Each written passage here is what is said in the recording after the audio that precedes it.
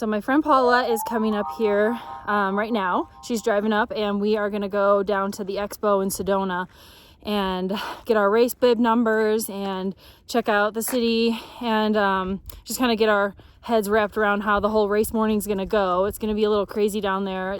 There's a lot of traffic, and there's not a lot of road and parking, and there's gonna be shuttles, and it's gonna be a little crazy. So we want to get our heads wrapped around what exactly our plan is in the morning so we don't miss race start, because God knows I can't sleep anyway, and I'm going to be having nightmares about missing the race start.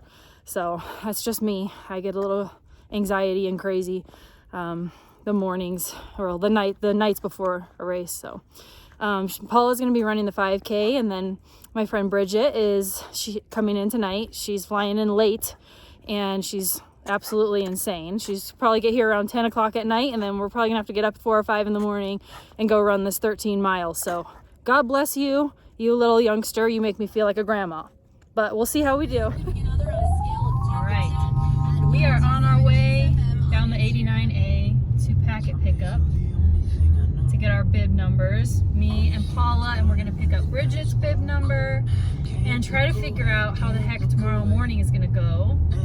We're probably gonna have to get up at 4 or 5 and drink. How much coffee are you gonna drink, Paula? A lot. How much coffee are you gonna drink in the morning? A lot, like 3, yeah. 3 coffees. 3 coffees, yeah. We'll drink 3 coffees. Well, I can't drink coffee, but on the way down, and well, Bridget and Paula will coffee themselves up on the way down here, and we'll try to figure out where we're gonna park, if we have to take a shuttle. It seems like it's gonna be kind of a disaster. So we're heading down to packet pickup in Sedona, driving down here on the 89A, trying to figure our shit out. So pretty.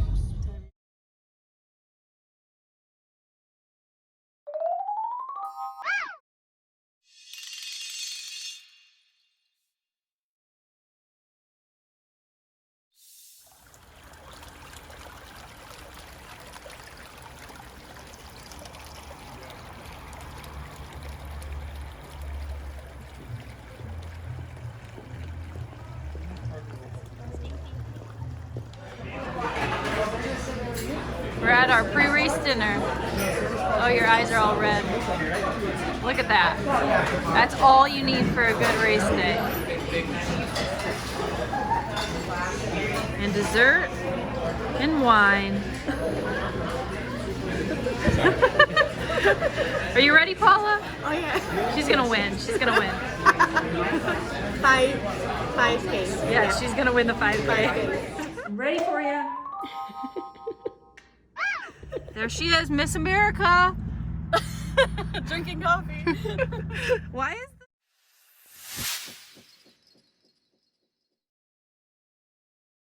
Woohoo, we're here. Here's the bus. We're excited. Follow. Here we go. We're going to school. School bus. What up, we're on the school bus. It's pretty cool. Like we're in high school again. I know. We're in the back of the bus too. Look at the view. This is so much better than high school. This is so much better than high school. We're on our way. We're 13.1. We're feeling good.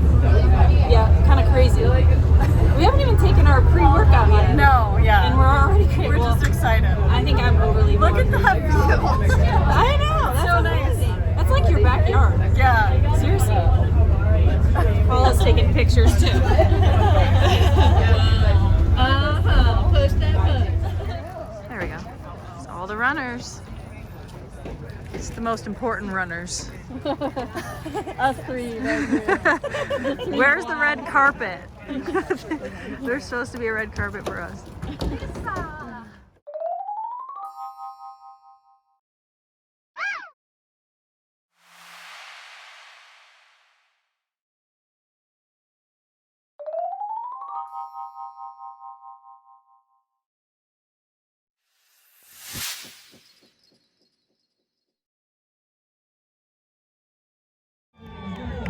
Okay, we're waiting for Bridget. She's gonna be coming right down there. And I'm gonna try to finish with her. Come on, Bridget, get a move on.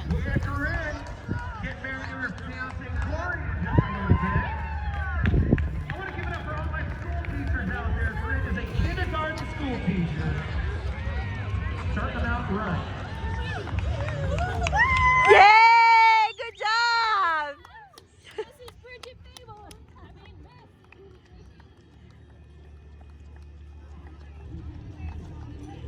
Going to Ellen. Going to the finish line runner. I know.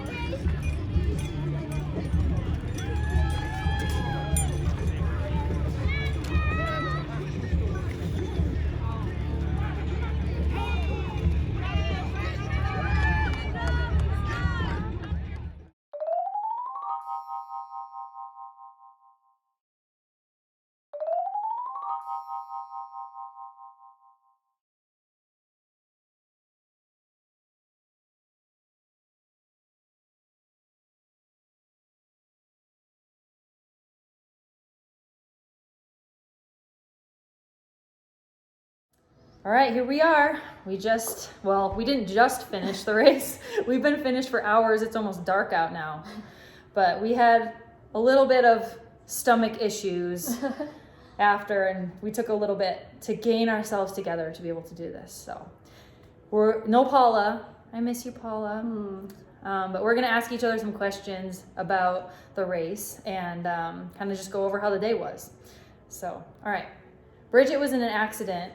She rolled her truck a few years ago. And so she went through a lot of stuff and she wasn't able to train. And this was her first time running a race again. How many races have you done, like, other than high school? I ran in high school and then I got really into trail running, and I would run 10 miles a day at 9,500 feet elevation, and it was easy. It was before breakfast, So I always had that view on running. I loved it and I was good at it. So I kind of got into trail running mostly. I did 5Ks and stuff, but I never ran a half marathon. And this was my first half marathon, and it happened after I had literally had multiple different doctors tell me you can't run, you should not run. It's the worst thing you can do for my neck injury. So it was my comeback. And it's hard because running makes you feel different. You get up and you go out and you run 10 miles and that's how you set up your day, and you did that for so long, and then it gets taken away from you. And a lot of people don't understand how that feels. No, it made me so, I thought my life was over. I couldn't pick up a cooler and move it to my truck without messing up my neck, the dumbest little things. But I was in a tough time after going through everything I went through, and I really needed to run. That's what I needed to do. I needed endorphins, and then I couldn't do it. So I felt really hopeless and just kind of I was a couch potato for 4 straight months. It was bad. And I had a really bad concussion, traumatic, small traumatic brain injury, and I would just sleep on command. All I did was sleep for a long time. But I wanted to run, but I couldn't. Yeah. And so I met you last summer, and Bridget taught me how to fly fish, and she told me about this. And then I think I posted something on Instagram about the Sedona half marathon. I'm who wants to run it with me? Because I haven't run in a few years either, because I am busy super momming and working and stuff. So life kind of gets in the way when you're an adult. And I was and she responded to me and she's hey, I want to. And I was sweet, I think I could train you. And it would just be amazing. So it's really cool to be able to actually have trained her to be able to do this accomplishment she's never done, first of all. And I got to train her through being able to accomplish 13.1 miles. Crazy. First time ever. And she never thought she'd be able to run again. So that's pretty cool. What I also think is really cool is that Corey went out, even though she wanted to fly fish just I want to run, she went out of her comfort zone, picked up a new sport of fly fishing. She came out and fly fished with me, and that was a good inspiration for me to do the same thing with running. Fly fishing's my thing, running anymore is absolutely not my thing, but it's very much Corey's. She's good at it. She said she could train me and, get me to participate in it. So that inspired me. I'm you know what? She went out of her comfort zone and she did this hobby I love with me. I want to go do the same thing. So that was kind of cool. It's pretty cool when you meet friends like that and you have that connection and you can give that to each other. Yeah. That's really cool. Okay. So I wrote your programs. Yeah. Did you follow the programs? So good in the beginning. And then like we had like little things happen, like my knee started clicking and being weird, so she told me to take time off. And in the beginning, like I was doing really good, like all through fall, like pretty much to the T for the plan.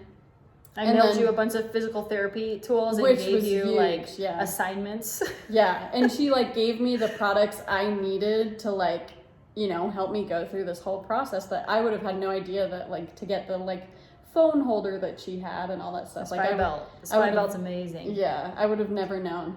So what was cool is through that process, that was good. I'm a senior in college. Finals happened and kind of like rocked my world a little bit. It does every time. Like I want to get A's and I get stressed and I like live in this little hole and do finals. So I did that. And then I always go in December to Florida to visit my family. And I wanted to run there a ton, but I was so busy with cousins and aunts and uncles and parents. And I did run, but not strictly to the plan or anything. And then what really wrecked my determination with like sticking with the plan was as soon as I came back to Utah. This happens every single year. I have a neck injury and I go from this nice, warm, comfortable Florida weather to 10 degrees January weather in Utah.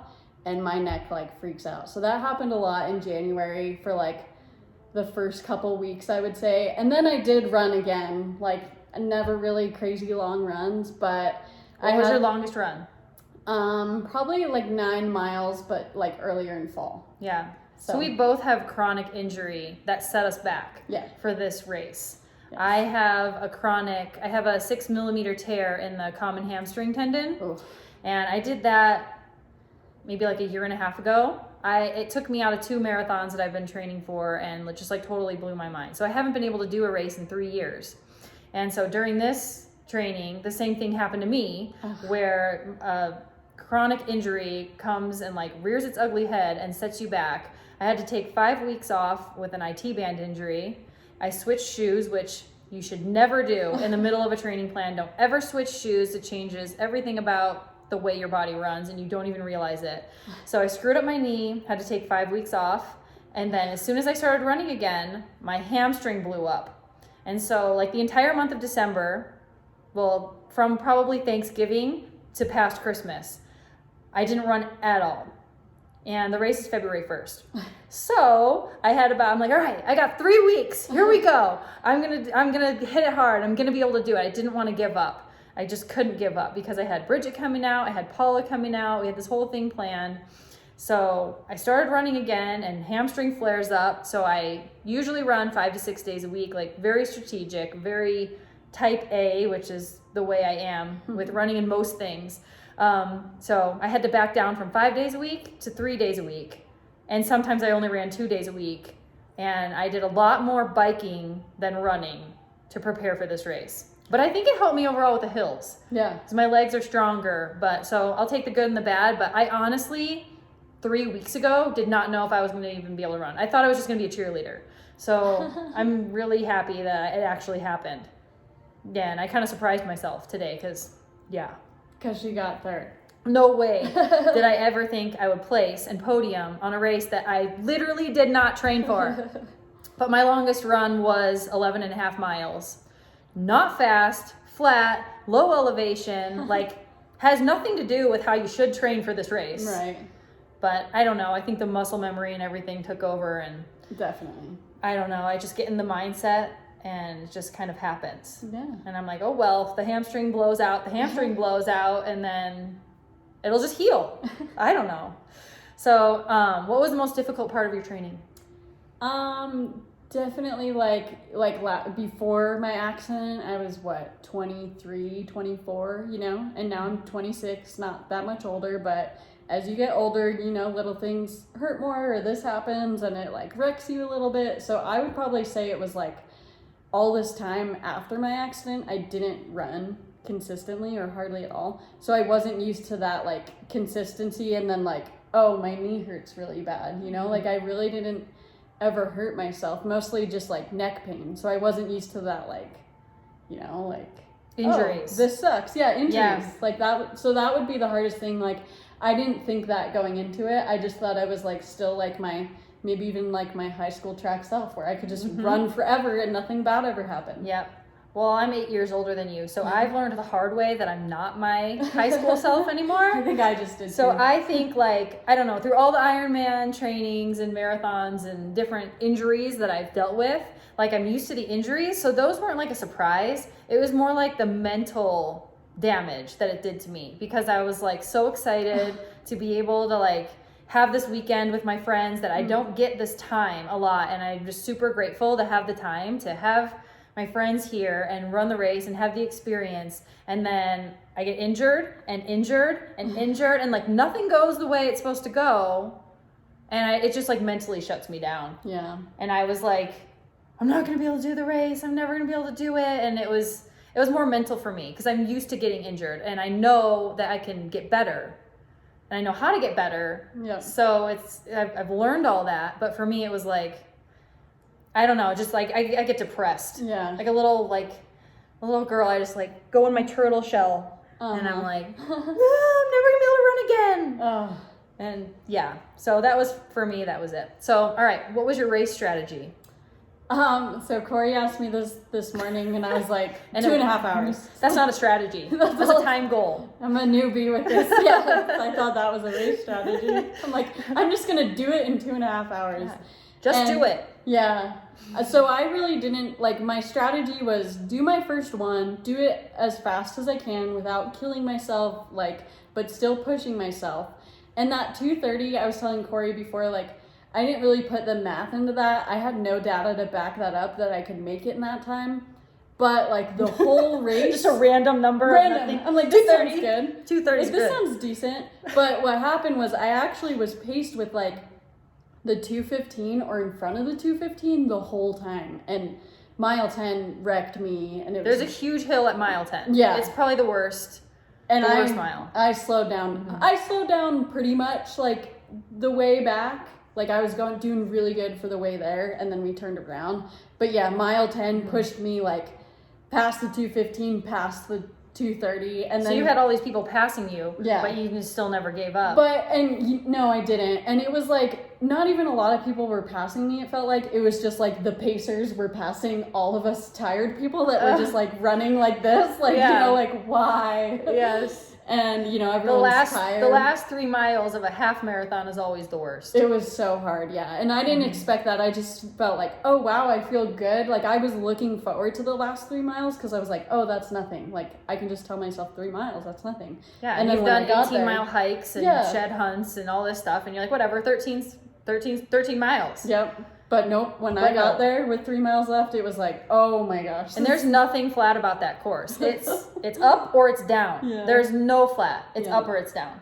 So when I hit that and the 2:30 passed me, my new goal, which I stuck to at the moment and I was fine with, was just finish before the 2:45 person, which I did. So I kind of like split them. I was closer to 2:45, but yeah, it's going good for a while. But then so your race strategy of 2:30 changed over time. Yes, it changed in the moment as I was running. Well, I did nothing. My race strategy was not my race strategy was I'm gonna go out there and have fun. I'm just happy to be here. And then like last night I started spazzing out as I do my like whole preparation thing, and I'm like, wait a minute, I can't just go have fun. Like I don't just have fun running 13 miles anymore. Like maybe like when I first started, but now like 15 years later, I can't just go have fun. Mm-hmm. I'd rather be the cheerleader than just like run around. Yeah. So I get out there and I'm like, okay, well, I had a knee injury and my leg injury. I didn't train properly. My race strategy was chill out and enjoy the views and have fun with friends like a normal human. But no, as soon as like the national anthem gets sung, something happens and it's like balls to the wall. Competitive. And like nothing matters. I can't feel my leg. I feel nothing. And so the first 3 miles, I was like, I knew this was happening in my brain. I was like, okay, well, I'm obviously right now my body is going and I can't like stop. Mm-hmm. So I was just like, I got nauseous. I was like, oh my God, I'm gonna throw up. Like a panic attack, like super panic attack. I'm like, I'm gonna blow out my leg. I'm never gonna be able to run again. Like the whole mental thing, I really need to get a grip. So the first 3 miles I was cold and I was having a mild, moderate panic attack. It was cold. So then I changed my strategy to jog the uphills so I don't blow up and sprint like my ass off the downhills. So that way, like, the average pace was fast. Yeah, smart. So I Very came up smart. with that at about like mile 2 or 3 during my panic attack. And then I kind of calmed down and it was better. But I got to the turnaround, like from the first 100 yards of this race, I was in 3rd place. That's awesome. And the girls in front of me were a couple minutes in front of me, and the girls behind me were a couple minutes behind me. And I, for some reason, like, was just meant to still be able to podium, although I didn't train. That's awesome. So I don't know how that happened, but I'm like super thankful and grateful. Okay, so I've had to take a long break because I kept getting injured over injured and injured and injured. So it helped me start out this year, especially with my blog and all the races I have planned and the goals I have for myself. It's a great way to start out. And like, honestly, the only way I think it happened is God did it. Yeah. Because I definitely did not prepare for that. Same for me, just like doing it in general. Same thing. Yeah. God had our backs. Yeah. In different ways. Yeah. Like, it's interesting. Yeah. Yeah. So is there anything you would change about race day? Would you have done anything different? No, I gotta look into, like, I got a little, well, I felt really sick, like I was gonna throw up at mile 10, but I didn't. And I used to do track, and I would always push myself so hard to place back in high school that I would like throw up after a race. So it's something I kind of expected to happen today, but I felt super sick after the race and I'm up on the podium, Bridget's thrown Yeah. up in a bush. got rid of, I just like nonchalant walked off and held I'm my like, hair back. oh, hey. And she's over there in the bush. Yeah. And it was just like probably too much information, but just water. So something I would do different is like, I would like to figure out why that happens. And, you know, if I do this again, which it was fun, like work to not feel that crappy, you know, or not get myself in that position, which is gonna be hard. Cause like I said, I'm used to that. That's like how my body reacts. My body is like, you are not a runner. Like, who are you trying to get? You know what I mean? Like, what are you Go doing? shoot something. Yeah, like, this is not you. Like, you can't do this. What are you doing, Bridget? Yeah. So I think it's just, like, my reaction. But I would like to, like, I don't know, like, maybe next time, like, when I want to shove water down my throat, like I did at every water station, maybe I need to, like, practice more and figure out what works for me and what doesn't. Well, or it wasn't what that pace. hot, so you didn't have to No. throw water down your throat at Right. every aid station. But I did. But you did. Because I was thirsty or, Uh-huh. you know, I don't know, maybe I just Something wanted to do it, something along to the look whole forward like to. 13 miles. You're like, fun, Yeah, water. Yeah. Yeah. So literally every time I did that, and then my body hated that because it just came right back up. So I do like a tiny sip, and then I put it in my mouth and I spit it out, just so my mouth Smart. stays dry. When it's cold, when it's hot, you have to drink more. That's smart. So yeah, I would like to and that comes with training. Like I could train and get a better idea for my pace and what my body. So you likes. actually want to do this again? I would do it again. It was fun. Like it Mine was is hard. throwing up in a bush. Yeah. She wants to do it again. I would do it again. It was fun, and yeah, it was just cool. It was beautiful. It was so beautiful. Unbelievable. Yeah. Um, How about you? my day was perfect because it was completely unexpected. Yeah. But I need to work on just, I think, believing in myself and knowing that everything I've accomplished in my past actually really happened. Yeah. And sometimes I think I have a hard time with, like, I've accomplished all these amazing things, like with my marathon times and going to the Ironman World Championship. And sometimes I just get so involved in my life with my kids and work and everything else we do that I forget that that's who I was and that I have that background. And my body has done amazing things. Yeah. And this morning I was panicking like a total newbie. Like I've never run a race before because I haven't run a race in a few years. And then I had injuries and it was all mental. And I just I almost gave up on myself. I'm like, oh, well, whatever place I get. But that's so not me. Yeah. Like whatever place I get matters and I'll remember it. I can Yeah. tell you pretty much whatever place I got at every race. That's awesome. So I just learned, just knowing myself, I can't go out there and have fun. If I'm going to go have fun, I need pom-poms and I'm on the sidelines. By the way, it was awesome finishing with you. Yeah, that was awesome. That was so fun. And I felt like a cheerleader there, which I probably looked like a cheerleader. Well, she just ran this whole race, and I'm like on the last 100 yards and like secretly dying, right? Because it's like uphill. And she just comes out and is like uppity. I'm like, wait, did you really just run this thing? Like, I kind of hate you right now. Like, you're running again after everything we just went through. And like, you know, like she was like. Well, my plan was to run the course backwards after I finished until I found you and then run with you. But I was too tired. Yeah. And so that didn't happen. So I like went up like I don't know, maybe like a quarter mile from the finish line. And then I waited till I saw her, and then I kind of spazzed out like a 12-year-old girl. It was great. And it's on film. And then we finished together. It's great. She's like, they like try to kill you. Yeah. They put you on an uphill. Oh. Like the last like minute of your race is like they try to kill you. The last 3 steps were like almost like didn't you feel like they were can't gonna happen. run one more step.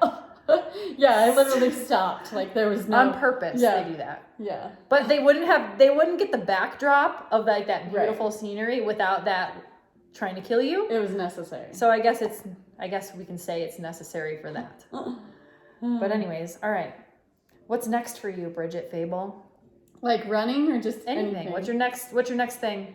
I graduate college on May 1st, so that's exciting. Yes. So I've been working really hard in school now, and I'm in college Monday through Friday, and I've been traveling on the weekends, so it's hard, but at the same time, I'm like, I like that crazy busy lifestyle, even though it's hard, like, that's kind of who I am, so I do it, like, I don't turn down things, I'm not like, oh, I need a weekend to do schoolwork or whatever, like, I make everything work. So right now I'm just really looking forward to graduating, and I just bought my first home and like decorating that. Like I'm really excited for even the dumb like little adult things I need to buy. Like I need a washer and dryer. Like you know, like so I'll go buy that. Like I'll go appliance shopping for the first time in my life. So I'm excited to go appliance shopping. Yeah. Nice. Nerdy. I know some guys. Yeah, I'm sure you do. I know this person. I know. Oh, how about you? Well, I have a whole plan for the year because Yeah. I'm starting this blog, and so it's running, fishing, and traveling. So next up is Nashville, and my husband and I are gonna go to Nashville, and we're gonna run a half marathon there. I'm trying to build up to a full in October in Maui, but we're gonna go fly fishing on Thursday. Well, we're gonna fly in Wednesday, go fly fishing Thursday, check out Nashville, run Saturday, That's awesome. and then who knows, Sunday, depending on how we feel and how that race goes. But I'm excited. So we're going to Nashville, then we're gonna go to Moab and mountain bike, and then we're gonna go see Bridget and go fly fishing again. Hopefully for some big boys. Oh yeah, this time. She's ready now. She was new, like first timer ever. My fish were like this big. I was like, take my picture, and you can't even see it. It's like in my hand. I'm so excited though. And you I remember you got a really nice splake the second day. Mm-hmm. Fly fishing is like people don't understand without doing it that fly fishing is actually pretty hard. So it's like really important to get the basic skills down first and then like go after like really nice big fish, because at least where I'm a guide, really nice big fish eat little tiny natural bugs and have plenty of food and live in like these spring-fed lakes, so they're really smart. So now you'll go into it with the knowledge that you need and all the basic skills to catch these really badass fish. So yeah, and I love it because it's super active. Yeah. Like I am a golden retriever in a human body. So I have to be moving. I can't sit there and like, that's why I didn't fish much really like over the past 10 years because I can't sit and watch a bobber. I just can't do it. So when I heard about fly fishing, I was like, yes, this is for me. I have to do it. Like I just knew that I had to learn how to do it. And like I've been doing it since last summer, and I'm just like so excited to keep doing it. I love it. It's amazing. And you have to go out, you get hiking in, you get like float tube, like just everything's just super exciting.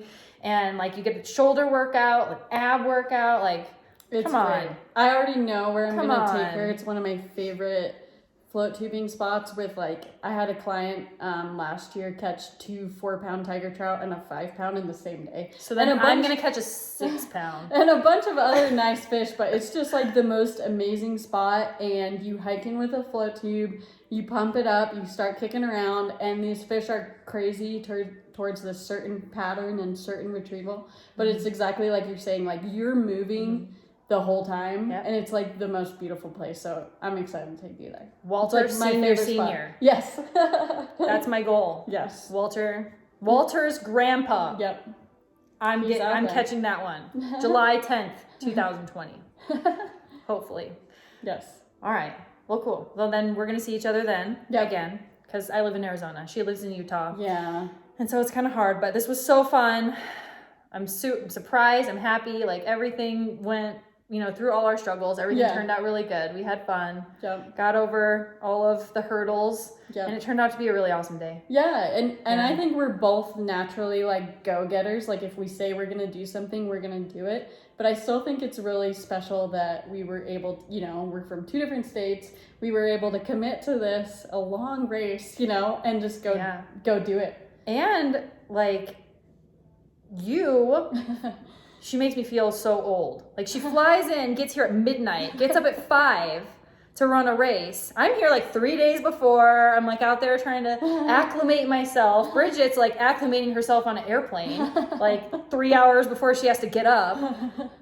And so like she's crazy. Yeah, it was wild, but it worked. Like I was like not stressing about it because I couldn't change it. Like the flight options coming here were super crappy, like kind of last minute because I was originally going to drive, but then anyway, so I decided to fly, and the flight options were crappy, but I just came into it. I was like, well, I've like had less sleep in my life, and we both you had coffee, right? Or did you not? I can't drink coffee. You can't, that's right. So I'm like allergic to coffee, which is the most terrible thing. Coffee runs like in my veins and keeps me alive, and Chocolate runs in my veins. So bring her coffee and me chocolate, and we're good. And like a steak. Yes, steak. We both like steak. Steak, coffee, chocolate. Yeah. Good.